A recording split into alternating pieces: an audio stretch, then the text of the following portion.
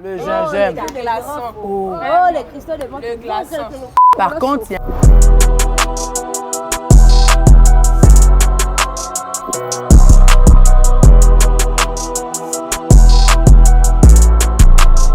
Bonjour à tous et bienvenue dans l'émission Dans le Pivot. Aujourd'hui, je suis avec des jeunes filles et nous allons parler d'un sujet très important, la contraception.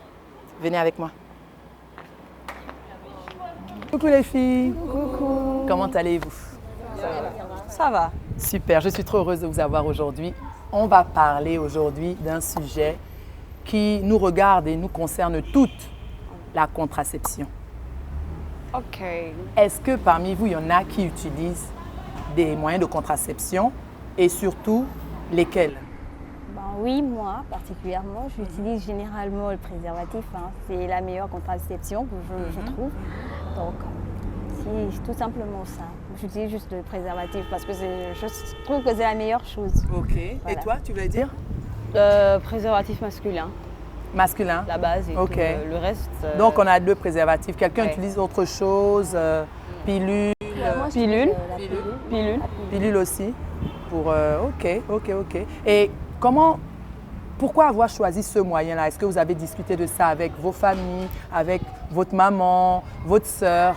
Est-ce que vous avez discuté de ça avec quelqu'un dans votre famille? Moi, avec ma mamie, hein. Moi, on m'en parle. Juste avec des grandes sœurs, mais après. Les grandes sœurs du quartier. Avec ma mamie, mes tantes. On est une famille assez nombreuse, il y a beaucoup de femmes. Donc, moi, j'ai eu la chance, en tout cas, d'avoir des conseils. Peut-être en te taquinant au début, mais plus sérieusement, quand on a compris, quand on a vu que des activités bizarres pouvaient Moi, commencer. particulièrement avec mon père. Avec ton papa? Ah, ça, c'est Parce que, oui, c'est pas vrai. vraiment parce qu'avec mon père, parce qu'il me dit tout, il a dit que ça ne doit pas être un sujet tabou. C'est vrai qu'il y a différents types de préservatifs et que presque tous vous utilisez les préservatifs masculins, mais il y a aussi des préservatifs féminins qui sont moins utilisés, mais qui sont aussi efficaces que les préservatifs masculins. Ouais. Les gens disent que c'est un peu plus compliqué à mettre. C'est vrai que c'est un peu plus compliqué, mais c'est aussi un moyen de Et c'est de inconnu contraception. aussi. Voilà. Il y a eu des campagnes avant, mais c'était Voilà. pas vraiment ça. Ok. Et c'est vrai qu'on n'est pas assez informé par rapport à l'utilisation de ce préservatif féminin qui, comme je vous l'ai dit tout à l'heure, est aussi efficace que le préservatif masculin. Mais comme vous avez dit, c'est vrai que c'est peut-être moins facile à mettre, mais il y a un préservatif féminin qui est là et c'est vrai qu'on devrait faire encore plus de campagnes pour dire Oui. que nous aussi, les femmes, nous avons nos préservatifs. Essayez aussi à faire une distribution gratuite comme les hommes. Voilà, pour essayer, pour s'approprier le préservatif féminin. Voilà. C'est vrai. Parce que c'est vrai qu'on distribue des préservatifs un peu partout. Faire une campagne pour Ouais. distribuer le préservatif féminin, c'est une très belle idée. Ouais, très bien. merci. Par rapport aux sujets qui sont tabous, c'est vrai que c'est souvent tabou dans nos cultures africaines de parler sexualité, contraceptif et tout ça là. Ça aussi était un peu tabou, à part elle, bien sûr, qui a beaucoup de femmes dans sa famille. Mais vous? Moi, au début, j'étais vraiment gênée, genre que c'est mon père qui vient me parler de ça. Il m'a dit non, tu sais, tu es ma fille. Et pour le moment, j'ai pas de femme, donc je vais t'expliquer un peu comment nous, les hommes, on fonctionne et tout. Et ben voilà, dès que j'ai eu mes premières règles, il me racontait pourquoi je vais avec les garçons, machin, tu vas aller funzou, faut le dire. Ça veut dire quoi, aller funzou? Excusez-moi, ça veut dire quoi? Non, allez. La peau. Oh, c'est comme ça en fait.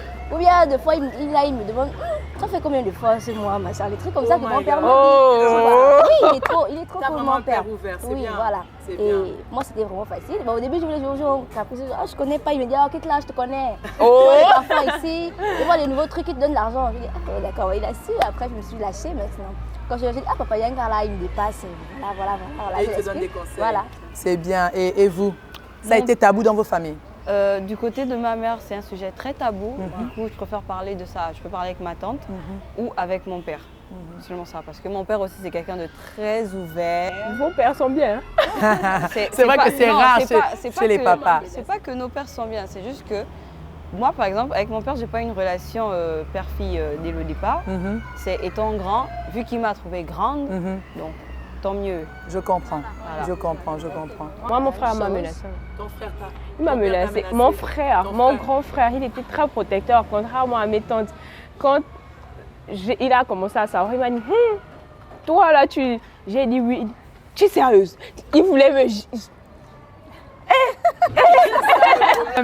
C'est ça le problème. Et justement, c'est parce que des fois, nous, les jeunes filles, on a peur de ce genre de réaction, qu'on garde tout pour nous et qu'on ne veut pas s'ouvrir à la famille. Parce que la réaction que ton frère a eue, ta maman aurait pu avoir ça, ton papa aurait pu avoir ça, ta tante aurait pu avoir ça. Donc, je pense que c'est important pour le cocon familial d'échanger avec nous. C'est important pour qu'on apprenne, pour qu'on ait, je ne sais pas, des tuyaux. Vous comprenez ce que je dis? Parce qu'un enfant, c'est une éponge. Une jeune fille, un jeune garçon, c'est une éponge. On absorbe la connaissance et tout ça.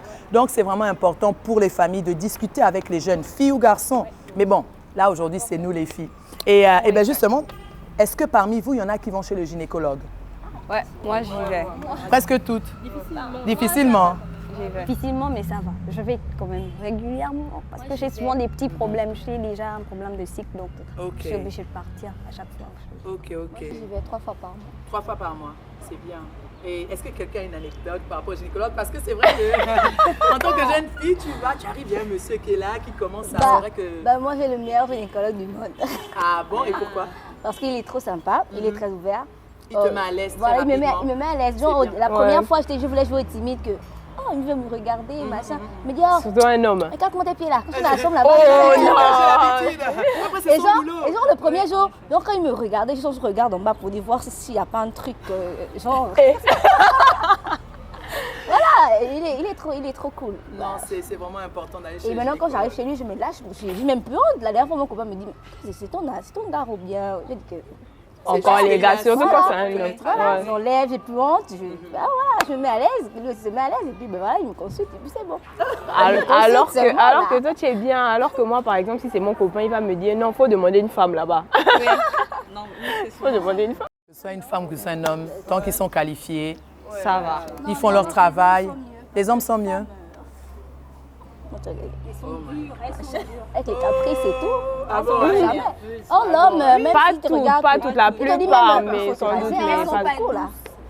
Pas toutes parce qu'il y a bien dans La tous vie les d'une domaines il y a femme, toujours elle des est personnes passées. Mais est-ce qu'il vous est déjà arrivé d'avoir un retard dans vos menstrues? Et si oui, quelle a été votre réaction après? Moi, c'est ma seule expérience que j'ai eue quand j'ai eu ça. C'était directement la méthode de Nescafé avec le coca. De quoi? Mélanger le Nescafé avec le coca. Le Nescafé et le coca. Oui, on m'a demandé de boire pour bloquer, on va dire. Bloquer l'ovulation. Pas bloquer. Oh my God. C'était la seule méthode de la grande. Tu peux t'arrêter là. S'il vous plaît, ne faites jamais ça. Oh là là, ça peut être dangereux pour vous. Hein. Mais moi, j'ai déjà eu ça, un souci de retard. un retard de règles. Je me suis prise à la tête, je suis allée prendre la pilule du lendemain, 3 jours. Après, j'ai pris, j'ai attendu. Je savais pas, j'avais pas d'informations, je savais pas que la pilule retardait les règles aussi. Ça, les règles. Donc j'étais là, je stressais. Après, je dis, je vais aller chez le gynéco parce que là, je suis enceinte. C'est ce Là, que je j'allais suis vous dire. enceinte. Si vous avez un retard, vous ne savez pas quoi faire, vous ne savez pas vers qui vous tournez, essayez d'aller voir le gynécologue pour discuter. Mais quand même avec quelqu'un de votre famille, parce que c'est toujours important d'avoir quelqu'un de la famille à côté. Mais s'il vous plaît, n'allez pas dans des mixtures qui sortent de nulle part, parce que pour votre santé, c'est pas bien. Les potions magiques. Non, je ne sais pas quelle potion c'était, mais non, s'il vous plaît. Allez vers un spécialiste, allez vers un gynécologue et discutez Non, mais avec c'était lui efficace de quand la, même. de la suite. C'était efficace. Oh my God. Franchement, c'était trop marrant de vous écouter. Mais c'est important d'avoir des sujets comme ça parce que ça nous concerne et vous, la jeunesse, et nous aussi les adultes, parce que c'est à nous de vous éduquer, c'est à nous de vous montrer l'exemple. C'est vraiment important parce que à cause de ça, une fille sur deux de 15 à 19 ans a un enfant. Ce qui veut dire 50% des jeunes filles de 15 ans à 19 ans ont un enfant. Et c'est énorme. Pour moi, c'est trop. Et malheureusement, ça peut être un gros frein par rapport à l'orientation et les ambitions qu'elles ont pour leur vie future. Donc, c'est vraiment important. C'est vraiment important de se préserver. C'est vrai qu'aujourd'hui, le préservatif reste le meilleur moyen de contraception contre les IST, les MST et les grossesses précoces aussi. Et je pense que c'est vraiment important de discuter et d'échanger autour de nous. Trouver quelqu'un avec qui vous pouvez échanger. Des fois, ça peut être une tante, ça peut être une maman, mais ne restez pas surtout préadolescence, adolescence, qui est vraiment un moment décisif dans notre vie. Confiez-vous, discutez, cherchez des conseils et voilà. Et surtout, n'oubliez pas, à partir de la préadolescence, allez consulter, accompagné d'un adulte bien sûr, un gynécologue. Donc, heureuse d'avoir discuté avec vous et j'espère que vous allez appliquer tous les conseils. À bientôt les filles. Merci, à bientôt. C'était l'émission Dans le Pivot. Merci à tous de nous avoir suivis. Surtout, n'oubliez pas de vous abonner à tous les canaux de Gabon Égalité. À bientôt.